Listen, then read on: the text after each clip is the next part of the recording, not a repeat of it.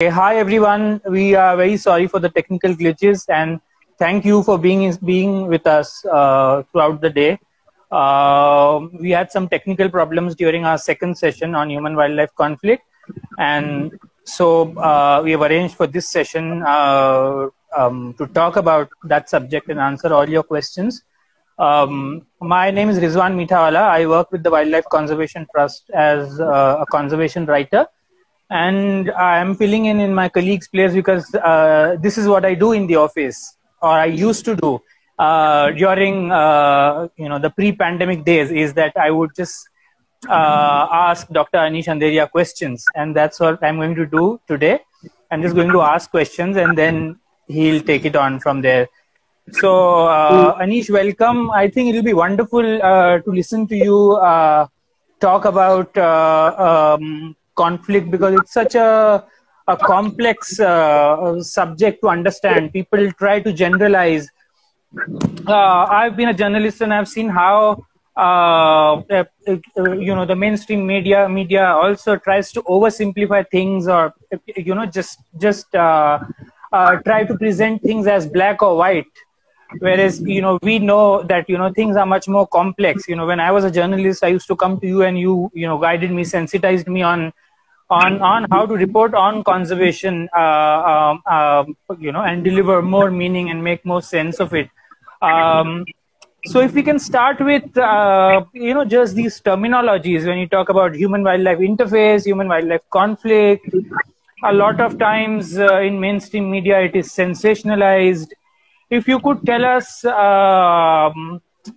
what are the different kinds of human-wildlife interactions, and when do we really call it a conflict? So thank you, Rizwan. And because of the patient, those questions that I answered, and because you asked me a lot of complex questions in your last avatar, you eventually have kind of made your position in the organization. It's your inquisitiveness that actually is contagious. And so I'm glad that we could convert one journalist into a wildlife defender. You were already a defender at that point. You did a lot of stories on turtles, on Sanjay Gandhi National Park, on the plastics and all that. So it's all relevant stuff. But now you do much more focused work on large mammal related and conservation related work. First of all, before I start, I would say that I'm filling in for my colleagues, and a lot of data that I'm going to present, that I'm going to talk about, are easy to talk, but it is very, very difficult and challenging to collect. And so congratulations and a huge appreciation for all those people, not only the employees, but also the volunteers and interns who have worked in the field in testing conditions. And the word itself is conflict. So that itself has a negative connotation. And when you work in a field where people who know very little hold a lot of power, and when the situation looks out of control, it's very, very difficult to make any difference there, because there is a mob mentality, and in that situation, some of the most level-headed people also make mistakes. So yes, the first step is to define this word conflict. Conflict is not when you talk of a battle, when you have a war, or when you have two parties who are jostling with each other physically, or with ammunition. Definitely there is no doubt that there is a conflict situation there.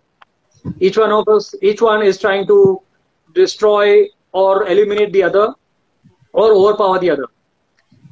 In the human wildlife situations, lot of it starts with an accident. So there is no deliberate attempt made by either the wild animal or a human being to damage the security of the other. So first of all, the intention is not to have this, not to make life difficult for the other. It is either consequential because of many, many years of habitat modifications, behavior change, both on the side of human being and animals, that a situation arises. And conflict, again, is a perception of a certain situation. So for somebody who loves snakes or loves crocodiles, I'm sure on Instagram and on many social media channels, you see people photographing crocodiles with their jaws open inside water. So they are pretty much a couple of feet from the crocodile. Somebody like Dhritiman, who is an ace photographer in India, has also done that. Now, if you are a person sitting outside watching this, you will say that Dhritiman is risking his life, or a person is risking the life. But actually, for the photographer who understands wildlife, only a person who understands wildlife can go that close, is actually having an interaction which for the photographer is at that point in time positive, because he is enjoying it or she is enjoying it. The crocodile, we don't know. If the crocodile allows the photographer to approach, then it is neutral. If it runs away, then the crocodile is negatively influenced. Or if it comes closer to investigate and just stays there, then probably the crocodile also is fond of the photographer. And the fourth one is when the crocodile feels that the photographer is a threat to the crocodile's existence or has ventured into its territory and is challenging the crocodile, because obviously we are humans, that's a reptile, we hardly understand each other's language. We are trying to understand it, but we don't understand it completely. So there could be misunderstandings. And in that situation, the crocodile may turn hostile, and it can be detrimental to the human being, because the sheer power that that magnificent reptile has in the water is mind-bogglingly high, and obviously there is no chance of a human being. So it's a difference between interactions and conflict. What is everything is an interaction.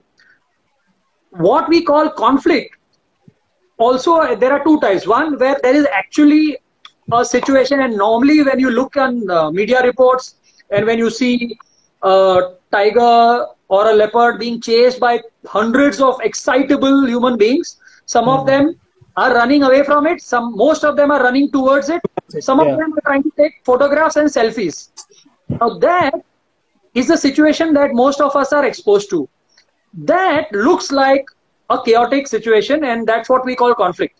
But actually it is an interaction where those animals, that mind you, the leopard and the tiger has enough power in the canine and the muscle to kill human beings.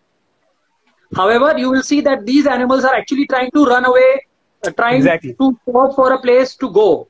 And that is basically, it is a negative interaction of human beings with this animal who is trying to avoid human beings.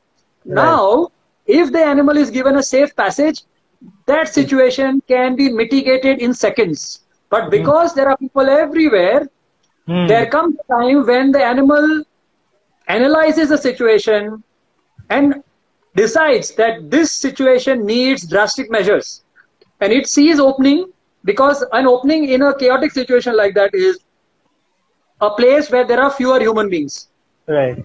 Obviously, there are fewer human beings, but there are human beings there. And therefore, the animal goes in that direction. The camera captures that. It looks like that animal is going after the life of a human being. So actually, it is just an animal who is trying to open up that door. That door, which means there is that human wall, is, and it looks like a conflict. So that is what we see, and that is why we keep talking about conflict. But actually, it is just an interaction. When the knowledge is good on both sides, it remains either a neutral, because there both parties are not affected by it at all, or becomes a positive where one of them enjoys. Like tourism, when you go into the forest and watch a tiger or an elephant or a snake, or if you go and dive and you see a shark, that is a positive interaction for the human being. Mostly for animals, when human beings enter a habitat and when those animals are not dependent on that human being, it is a negative interaction for the animal. It is, and every animal has a limit to how much negative interaction that animal can take. And when you reach the limit of that resolve, or the what do you call it, the tolerance of that animal, is when the animal either retaliates or runs away. When it runs away, we only record those times, only those films and documentaries and clips where the animal retaliates. And that is a much smaller proportion of the incidences where the animal actually has taken evasive action. So there are huge amount of details which are missing when you hear or read about a situation where an animal has attacked a human being. Right, right. So when we are in the field, a lot of times when we are interacting with forest dwelling communities, or also our colleagues who work in the field, a lot of times, you know, we get to know about these interactions in which the animal was so close, it was such a close encounter, but and such a large, powerful carnivore, and it did not do anything. It just walked away, or in some cases, the carnivore and the human accepted and enjoyed each other's presence, and nothing happened. But those kind of positive interactions in which, you know, there was no harm done to either side, those incidents don't make it to the news. We only hear the incidents in which there was some chaos, and so we base our conclusions on that. Correct. Right. Anish, also, if you could tell us, so we know that all interactions are not conflict, these are interactions. But are these interactions also on the rise as, you know, the population increases, the forest gets degraded, the forest gets fragmented due to linear infrastructure, you know, the human sprawl in the villages that are in and around forest also increases with all these pressures. And also on the other side, when we believe that, and we would like to believe that, you know, there's good protection inside the tiger reserves, and because of which the tiger population may be increasing, all of this combined, do you think, is leading to more interactions, if not conflict? Yeah, of course. The interaction is the first step, as you saw, of a final outcome which could end up in a conflict. So if you go at every step, the probability of it transcending into a conflict situation actually goes up. Right. So first, when the interaction is, the probability is 50-50. Then if an animal is cornered, then the probability that the animal may retaliate will go up. Then finally, when it is pressed very hard because of so much of chaos, people, noise, stones being thrown at them, fireballs being thrown at elephants, at that point, the probability that it will convert from an interaction into conflict goes up. So definitely, as the forests degrade, as some pockets of India do well when it comes to getting the wildlife back, there is going to be higher density of animals in those pockets compared to how those pockets were 10-20 years ago. A lot of people there, meanwhile, the populations of human beings have steadily gone up. So that has not changed. That trajectory has gone up. Animal populations were very low. It went up, then it went down, and it keeps going up and down. Currently, it's on a upward. So animal numbers have gone up. Human populations have gone up many folds. Density of people has gone up. Forest has, during that period, got degraded, which means more people have infiltrated either deliberately or because of subsistence needs or because of some linear infrastructure that has taken them there. And therefore, the probability of interaction between the current populations of animals and human beings has definitely gone up, and it will go up as the forest goes down. The way normally animal populations behave is when there is no threat, external threat, and if the populations are substandard, and the protection is good, the population of animals will go up. Right. Okay. Once it reaches a certain threshold, which means that the area that you have and the density of animals, knowing how much forest or water or prey there is, it may stabilize. It will keep changing, because if you have drought, if you have fire, if you have prey that is being poached, or if there is direct poaching, then it will get destabilized again, and then it will take some years before it reaches a threshold. Once that happens, so animals will spill over. There is natural instinct to reduce genetic depression in animals by migrating. So all species, normally when they are born, they live with their mothers, especially with mammals, and then as they grow, they go their own ways. Many times, so they will form their own territory. So their behavior is such that they will move away from the natal areas. That is to reduce inbreeding, so that Right. a particular individual doesn't mate with his own, or brother doesn't mate with the sister or the mother or father and all that. So that in natural conditions where the forests are big, easily That's is taken possible. care of by the millions of years of evolution. Right. However, because now those forests are islanding, which means there is the corridors between those forests have gone down. The forest has got depleted because of huge human pressures. These animals are confined. However, those animals, those islands, the protection has gone up. So obviously the breeding inside and the prey availability is very good. So animal populations go up. They go out every time they go out. Obviously they don't get killed immediately. So if it's a carnivore, it will have to survive. It will kill something. So if there is wild prey, normally tigers will go only for wild prey. But if the wild prey is not there, because they are opportunistic like us, we are also opportunistic, they're also opportunistic, they will go for any available prey source. It could be domestic animals. So that Right. is the beginning where the tiger starts doing that. And if people there are resilient, so like in many parts of India, people are very hostile towards such tigers. And the moment something like that happens, the tiger is poisoned and the tiger dies even without anybody's knowledge. But in several parts of India, people are far more tolerant. And so there, that if it is a tigress and she starts living alongside human beings and she starts killing cattle, and people and the government obviously provides compensation when a cattle is killed, what happens is the tigress settles down in that habitat, starts considering that habitat as its own, as her own. And then she will definitely, once she reaches sexual maturity, she will mate and she will give birth to cubs. So now imagine, first, there were no tigers. Then this forest got protected. There is spillover tigers. There were tigers hundreds of years ago. They got Right. exterminated because of hunting and all those things. So say in the last 30 years, the area didn't have tigers, but another forest close to that area was protected. Now those tigers have bred, and because there is space competition for space, these Spilling up. tigers will move out and recolonize those areas where there were no tigers. So initially, for that tigress and a few other males that walk out, there will be a lot of prey in terms of domestic animals. And Yes. so they will settle down and they will start treating that area as their home. And the next generation that is born there will not, they don't know what a forest is. For them, that habitat, which is multiple use areas with human beings, with cattle, with all those problems with roads and with railways and mines, will become their habitat. They don't know any other habitat. So when you are a cub that's growing in a habitat that sees human beings every day, that has eaten on dead cattle that their mother has taken them to, for that cub, a cow is a natural food. Right? Now, suddenly from a tigress and a couple of tigers, you have a tigress gives birth to 3 to 4 to sometimes 5 cubs. And if all goes well, nearly at least 2 of them will reach adulthood. Their population grows rapidly. Suddenly, the tolerance of people, they didn't mind one tigress killing one cow every 7-8 days.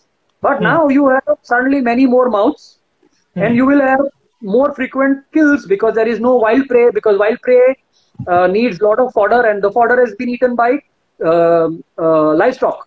So the wild prey has outcompeted natural prey. And now the tigers start looking at cattle as their main diet. Their consumption goes up because with numbers, and then reaches a time when people says no more. Now the death of my cow has started impacting my livelihood. The moment I can't take or absorb the shock of losing a cow or a sheep or a goat or a dog, I will start retaliating. So we are in that stage where there is degradation of forests. The population in pockets have gone up. In a lot of other areas, populations was completely devastated. Those areas, this generation of humans have not experienced how the carnivores are. For instance, elephants have moved into Madhya Pradesh. People in Madhya Pradesh don't know how elephants are because this generation has not seen elephants. They've not lived with elephants. So they've not lived with elephants. But Madhya Pradesh was elephant habitat. There were elephants there 100 years ago. So because of that, suddenly you have a large mammal walking into your backyard. You have no concept of that large mammal. There is no understanding of that animal, and you start interpreting that animal wrongly, and that animal starts posing threat in your head, and that is the perception. Yes. And that perception is called conflict. Even if it is merely a trespassing elephant, we start looking at it as an elephant who I have seen on videos can crush a house, can kill a human being in a second. So if this animal is close to me, he is definitely here to destroy me or my crops. Now that itself, as a precautionary principle, people start reacting or overreacting to these situations, and pretty soon the elephant or the tiger or the sloth bear or a crocodile will be in a situation where it is forced to retaliate, and all these animals who have lived on this planet for millions of years, Right. obviously have enough strategies and power to outcompete an individual human being.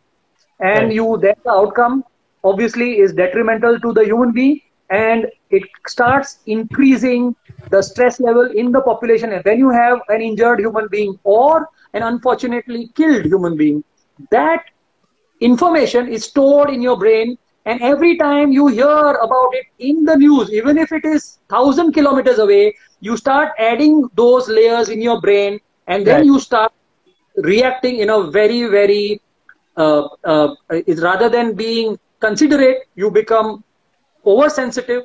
And even if an animal moves 1 kilometer from 1 kilometer away, you will start sending messages, and it will create a wave of panic. And that's what the media covers, and that is why conflict always looks gory.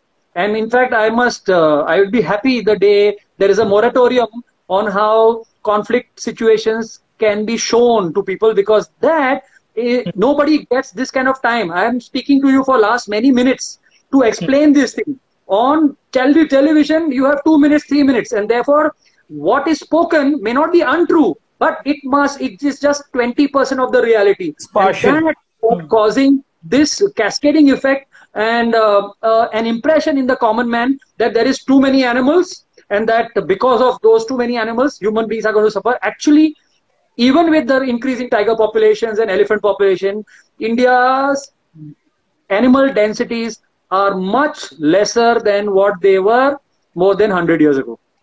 Right. So, right. in the turn of 19th century, that is about 120 years ago, people know from hunting records that there were 40,000 tigers then. And we are celebrating 3,000, say 2009, 67 tigers. So actually the population is not even 10% of what it was. And so there is no cause for alarm. There is no cause for worrying. It is only how we manage our minds and behavior. And so I think media, social media, photographers, or anybody who loves wildlife, it becomes their responsibility to communicate it in the right manner to the outside world and the policymakers, because otherwise one-line directives are given, and those are generally counterproductive to wildlife. And even when those sentences are framed because of opinions of tiger-loving people, because they didn't make their opinions scientifically correct. And so we need to definitely understand these things scientifically. Psychology of people is extremely, extremely important. It is all about behavior. We need to change behavior as humans if we want animals to behave. Animals have been on this planet, most of these species, much, much before we have. Right. We, if at all, have to adjust to them. And if we do that, history has shown that large mammals can live alongside people. There will be interactions, and some of them will not go in the way we want to. However, that doesn't mean that animals are predisposed to remove people from this planet. That's not true. So that is something that is extremely important for everybody who loves wildlife, in whatever form it is. And it could be any species. It's applicable to every single species in the sea, in freshwater bodies, on glaciers, in deserts, and in forests and grasslands. Everywhere you go, there is human footprints in some way or the other. and more often than not, we give simplistic, make statements about interactions. We need to be very conscious, because it is over a period of time built up in the population, and now anything you hear, straight away people put it in the wrong pigeonhole. So we need to allow science, and through constant communications with people, not through frustration, not in an activist mode. Scientists have the responsibility to simplify science without diluting it for the people of all types. It could be policymaker, it could be a lawmaker, it could be police, it could be the customs, it could be forest officers, it could be the common man, or it could be media. The responsibility lies on the scientists who know how things are happening. And so scientific papers are important, but we must write much more in popular media. We must do these kind of chats, and we must demystify all that there is around it. And I'm sure people in India inherently are extremely attached to nature, to forests, to wildlife, and they are very sharp. I'm sure if the right communication is made, our entire perception that is building can go away. There are a lot of good work, that has happened because of people who have worked, especially in this field, like Vidya Athreya, who's worked on leopards, and in some of the most so-called conflict-ridden leopard habitats. And it is amazing. If you read her papers, if you read her articles, even in the popular media, you will see how her perception about leopards have changed. There are so many people. In fact, WTI also works on rhinos in Kaziranga, and they do rescues of a lot of animals in Northeast. And if you talk to their veterinary doctors, they will tell you exactly how each and every situation evolved. And more often than not, the problem, if you actually investigate it, you will know that the root cause of it was a misinterpretation on the part of the human being. So there is enough data now. All we have to do is put all that data together and start creating capsules for people, for policymakers, so that they are far more informed while making those policies and while passing those laws and rules. It's wonderful, Anish, that you spoke in so much detail about perceptions and also about effective, sensitive communication. I was reminded of one article that I had published when I was at the Times of India. It was about leopards, and one of the sub-editors, despite me not putting it, she had put the word stray for a leopard in the headline of the article, and I had a tough time explaining to her, that the animal is not straying. This is, part of its habitat. But wonderful that you brought up these issues.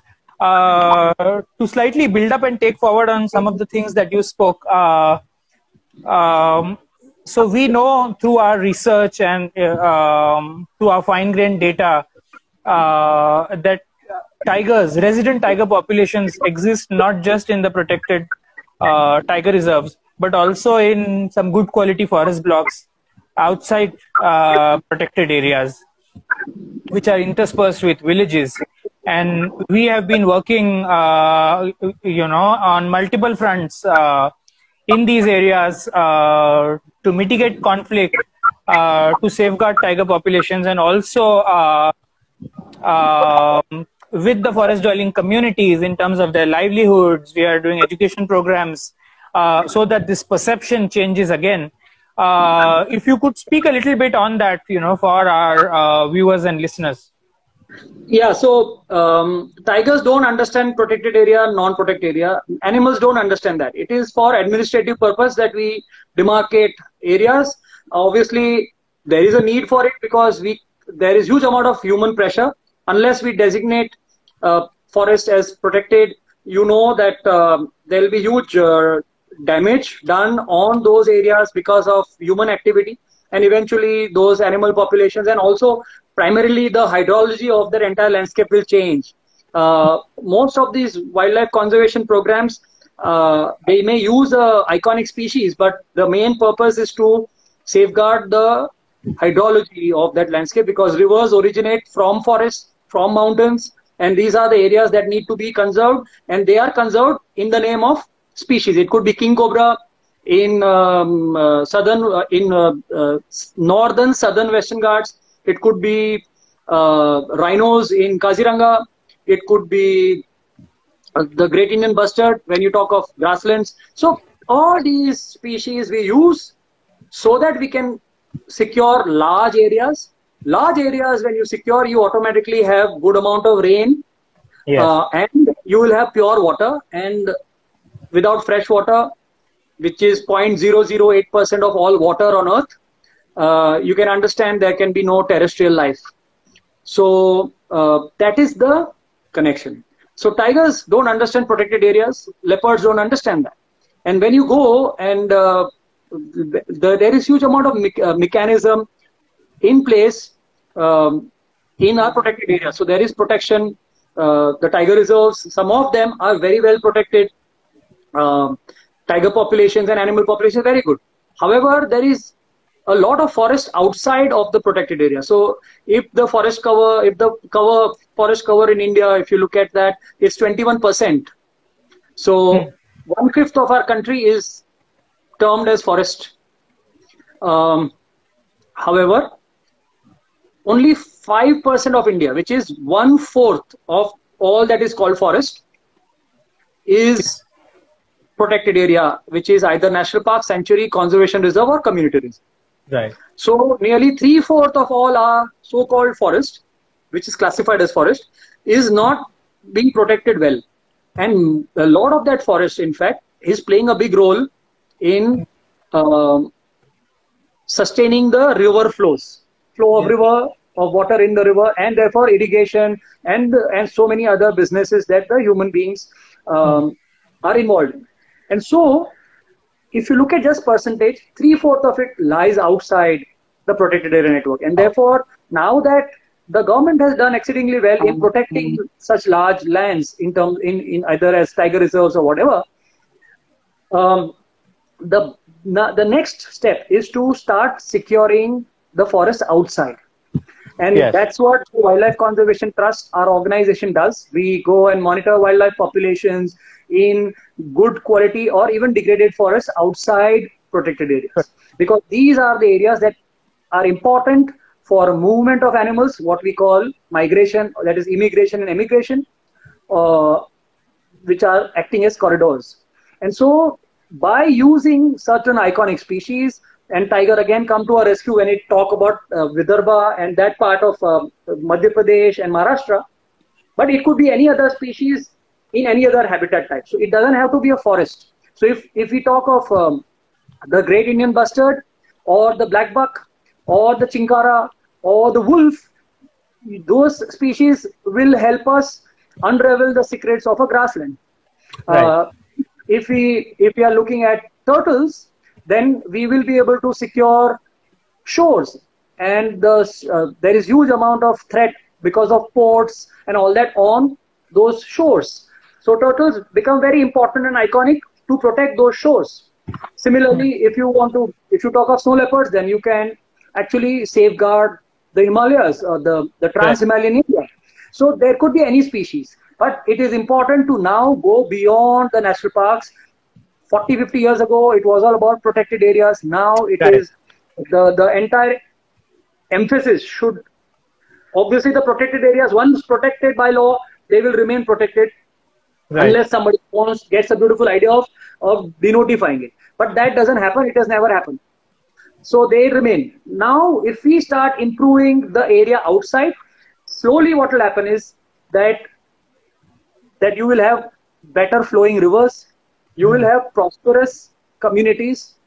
And if you have a prosperous lifestyle in that area, you will be able to insulate yourself from the vagaries of nature and also the interactions with wildlife. So if I am sitting in Bombay in a house which is, I am on the 8th floor, I don't feel threatened even if there was a tiger on the ground floor. And from my house, leopards I can go and see at 200 meters from my house.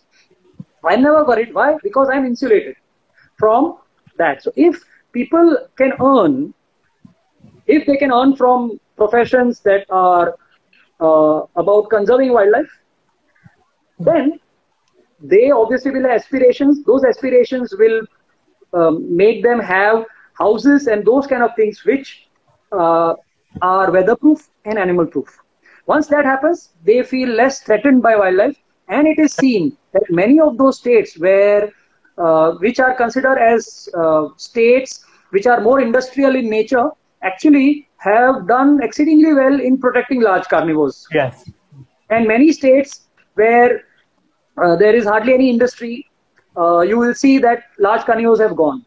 What does it mean? That the perception that a large mammal is a threat to human beings is much more pronounced in areas where people are not able to insulate themselves from those things. And so I'm not saying that industry is the way to go. All I'm saying is economic, the improvement of lifestyle of people has a big role to play in conserving species in the future.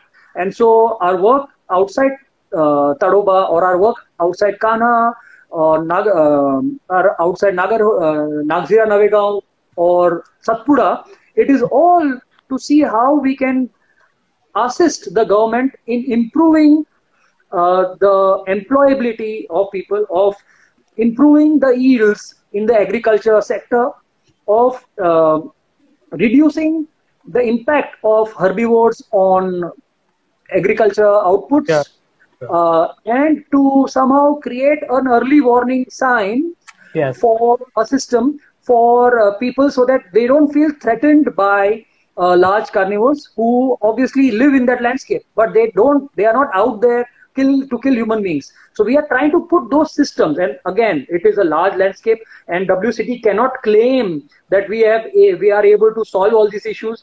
But what we know is how certain things like these work under a certain condition. So what we are trying to put out there are certain facts about interactions between people and wildlife, how the economy of a village influences the amount of fuel or fodder or the reaction they have towards wild animals, how the relationship of people with the forest department plays a role in the kind of perception that those people have, how a linear infrastructure that suddenly enters an area can actually completely change the DNA of the area, and how rapid the linear infrastructure project can destroy the sanctity of the forest.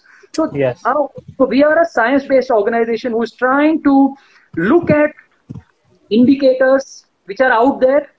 We collect a lot of data on human behavior, on animal behavior, on population dynamics of species, and also data that is available in the government websites about the bigger projects or about the policies that are happening. When you start looking at all of it as one, then you start, that is the first step. So this itself takes a long time, but once you achieve that, then you can keep reaping benefits from it for many years to come. It doesn't, so it may take you 10 years to create that kind of database, but once you have that database, you can do wonders with it for the next 20 years. So people who are involved in conservation, I urge them to have the patience and not compromise science. They need to go out there. It's damn difficult. And I can speak from the comfort of my house, but my teammates who are actually going and collecting data and who are actually interacting with these communities, they are the reason why I can speak about such detail or about these kind of things, because our conservation behavior team, who has that has economists, psychologists, and developmental scientists in it, they all work together to collect such complex data sets. Can you imagine 800 different parameters per family and thousands of families? They have spent hours on end in the field, talking and listening patiently to people only then. So anything, any paper that we put out there, all the camera tracking work that our scientists have done over the last 7-8 years, huge. Every year they collect over 1 million images, and it is a handful. It's a small team. Even during lockdown, while many people, even if they wanted, couldn't work, these bunch of scientists have actually worked out of their home. Some of them have lived in the office to analyze data on non-tiger species, because we have a lot of data on tigers which we analyze because it is influencing policy. But there is data on wolves, there is data on jackals, there is data on pangolins, there is data on honey badgers. So all that data is currently being analyzed, and so it's I can imagine how, I mean, you should think that they are looking at images of animals, hundreds of them, some of them very crisp, most of them blur because animals are walking at a speed and all that, and they are doing it day in and out. Okay, and so it's painstaking, but what comes out of there is pure gold, which is now forming the foundation for so many different publications, research papers and white papers that we are writing. Yeah. So, and these papers in an elaborate way, so that you don't have to ask me multiple questions, so that I try and cover as much as I can, because we already started late. We have about 14-15 minutes. So, it's more educational for people. So we can take questions. We can take questions and let me know, because you will have some indication. I will tell you, it will be about we get a thing at 30 seconds. So I will let you know. So if there are questions, then we must take them now. A few things about the kind of work that one does and interaction. So we are talking about collecting data sets, but there is a team of veterinary doctors who are currently trying to see how disease transmission happens from livestock or basically cattle or buffalo, whatever it is, to wild animals like gaur and herbivores. And that's a highly field that has not been taken seriously. This research study of ours has been on for more than two years now. The pandemic has just happened and highlighted the vulnerability of human populations. You can imagine how devastating it is for animal populations who are already living in islands, that is our forests, and are surrounded by thousands of cattle. As per statistics, we are 4%. We have 4% of fresh water in India, but 16% of humans live in India, and 16% of livestock of the planet is found in India. So you can imagine the kind of pressure that the forest has. So that also is a study which will help reduce interaction and therefore potential conflict situations in the future. Right. We'll just look at the questions that we have. Someone's asking,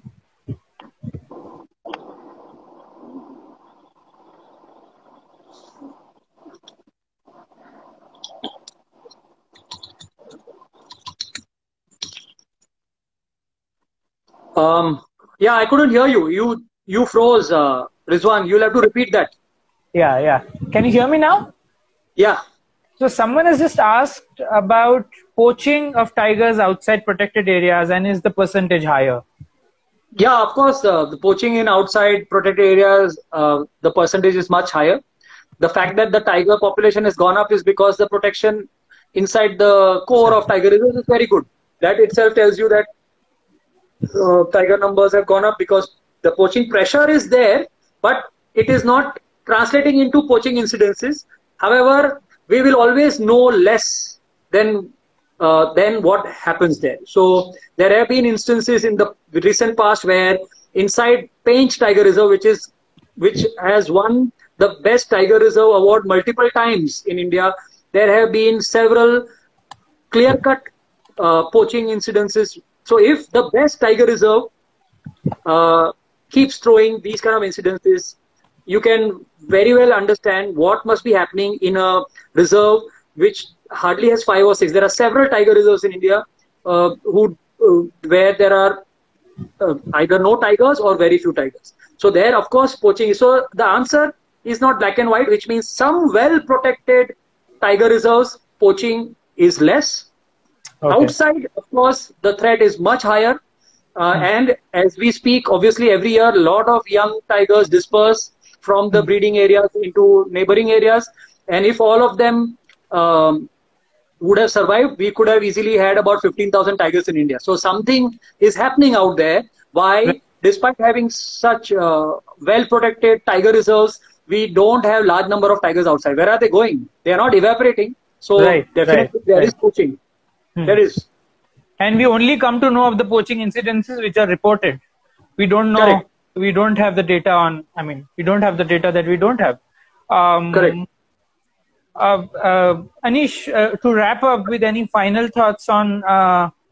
From what we have discussed, we now understand that it's a complex problem. It's not something that only a biologist can solve. It's not something that can be solved only by community empowerment. So there are multiple aspects to look at. If you can just sum up on and build up on what you just spoke, and so what is that holistic approach? If you can summarize it again. I will try and use three words, four words per thing. So first is that'd be great. Yeah, understanding population dynamics. You have to keep measuring wildlife populations. While you measure wildlife population, you will also measure the interference and disturbance that human beings are causing. So when you have a camera trap outside, it will capture everything, including a poacher or a person who is cutting wood and taking it. All that data is important data, and one must be analyzing it. Second is use science. Third is don't compromise that science. Once that science tells you something, then don't get into the subjective realm. Science will add a lot of facts. And once you have those facts, you need to stick to those. I have seen that if you go with facts, governments listen, and policymakers are willing to take your studies on board. So I think if somebody doesn't succeed in convincing the government, then it is not always the mistake of the officer. You somehow were not able to. So I will always try to improvise. So I will always find flaws in myself. So I'll say something went wrong where I didn't understand the person well, or I couldn't explain my science well. So that, do your science, don't compromise on science, collect data at population level, work with communities. Whenever your science tells you something, remember that it is not a science done in a lab. It has to be completely informed by community systems. So not everything can be analyzed in black and white. A lot of it is about perceptions and behavior and aspirations. So one has to go and measure all that. And most of these plans that you make as a research team needs to be vetted with the communities. Oftentimes, the so-called NGOs and research community will do some work. During the work, they will interact with the communities, and then they will publish something, and the policymakers will take that and come up with some policy. What is not happening is that important step where you tell the community what your findings are. Don't treat the communities as your guinea pigs. You need to go back to the community, have this discussion with them, see if they understand it. If they don't understand, you can expect anybody to understand, because they are actually bearing the brunt of all these romance around forests and wildlife. So go there, talk to them, take them on board, then make a joint representation to the policymaker. A scientist will have much lesser weightage in a policymaker's office than the community. Wherever the scientist keeps the communities informed, they are going to succeed. Nothing is easy. And sometimes some things get solved if the right bureaucrat is there at the right place. You can solve the most complex issues in no time. Or sometimes when that doesn't happen, it could take years, and you need the energy. And the more you interact with communities, the more your resolve will be, because we sit in air-conditioned rooms and we have all this impression about wildlife. Unless we understand wildlife from the perspective of the communities, all that we are talking is romance. It's not reality.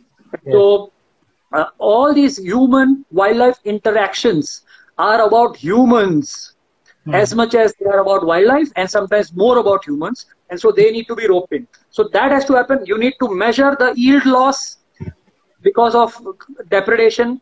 You need to see how people can be proactive in understanding how animals behave. Educational programs with children. People cannot leave children out of all this.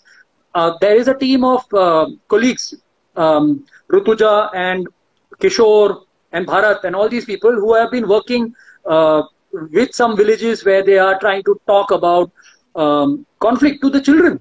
They are not exposing children to the gory pictures. They are using games. They are gamifying it so that people understand. And children are the future. If they understand this today, they will become a much, much more responsible citizen. Whether I am a city goer or a villager, I have to be a responsible citizen. But citizens cannot evolve into responsible citizens without the knowledge that already exists. And so we need to, there is huge amount of emphasis on awareness building and educating the next generation, so that people think it's very soft. Let us do all the real things of catching poachers. You don't need to catch poachers if the students today realize that the tiger is as important to them as the company that is going to employ them tomorrow. Because tiger is the symbol for water. That's all it is. And a lot of our culture is interwoven. There is Wagoba that we know of. There are some Bonobibi. There are so many such great cultural understanding that we have, which we should not lose. So we need to also get into that, the culture part, the science part, the community, the social, the psychology and policy. All this has to come together to start influencing policy. And policy also not broad brush across the country. Specific policy, tailor-made policies for specific habitats, for specific states, for specific communities. Not everybody is the same. You have to respect all that and create. It's not easy. People try to take the shortcut and therefore they'll have one umbrella thing. It doesn't work. So Northeast has to be looked differently from the way you look at Ladakh. Will have to be looked differently from the way you look at Gujarat and Kerala. And that's how it is. There is no easy way. So you can't have an all India policy for certain things. You can have an overarching policy, but that will not be effective. So that's very important in this. Right. Anish, I think we are running out of time. I just wanted to say that it's so wonderful that we have started this. I have, of course, been I had the privilege of talking to you and absorbing all this knowledge from you these last 2.5 years. It's really so wonderful that we are doing this, and a lot of people will get this very important information on how tiger conservation, or how conservation of forests, of how landscape scale conservation works in India, and what will not work and what will work. So it's so wonderful, and I really wish to just say to our audience that we'll be doing such sessions more often in the days to come. You want to say something? So I just wanted to say that people may have questions we may not have answered all. Please write those questions, send it to do you want to either you can send it to my email, which is anish@wcityindia.org, or you can send it to Vikrant, Vikrant @wcityindia.org, or you could send it to Prashant, Prashant @wcityindia.org, who is a veterinary in charge of the team that works on tiger rescues and also radio collaring wildlife, so that we understand about them. So do write to them. They are fantastic human beings. I feel inspired seeing their work. I increasingly get to see that work on my table. I would rather go and see that in the field, but not so much. But so there are a lot of people within this organization who can help demystify a lot of things. This is a very, very complex aspect of conservation, and a 1-hour session is not enough. However, I have tried to be as simple and as elaborate as possible. And so hopefully it has kind of helped people who have been hearing us. However, I think from the success of this initiative that the communications department took, and of which you, Shrutika, Purva, all these people behind the scene have made this happen. So I congratulate you, because I have seen there's a lot of enthusiasm in people. So I think you must do it more often. Yes. but not every day, obviously, wherever, and we have to see how the connectivity of the teams who are actually wanting to talk is good. We must test this out much well in advance. But I think it's a great initiative by the communications team. Every jigsaw is important in the puzzle. So I just wanted to say that that there is nothing like conflict. It is all about perception. Yes. And the more we understand the complexities of the ecosystem, not only from the wildlife side, but also from the human side, we will be able to see those interactions with much more clarity. And once we do that, I think the solutions will emerge on their own. Currently, it is all knee-jerk, where most of it, people who are thrown in that situation don't know why, what, and how. So a lot of emphasis has to be put on that. We need to document all of it, if possible, on camera, and look at it again and again to understand how those things develop. And then I'm sure there is a lot of hope, because wildlife is not a problem. Wildlife knows how to survive and how to avoid human beings. We need to develop that understanding in human beings so that we become worthy of sharing this planet with wild animals. All the best to you. Well said. Thank you, Anish, for summing it up. Really wonderful that we had this session. And again, I just wanted to say that we'll be doing such sessions more often in future. So please follow us on our social media channels to get notified whenever we have. So we are going to continue with this Talking Conservation series. And please follow us so that you get notified whenever we plan another session with Dr. Andheria and also with our other experts. Bye.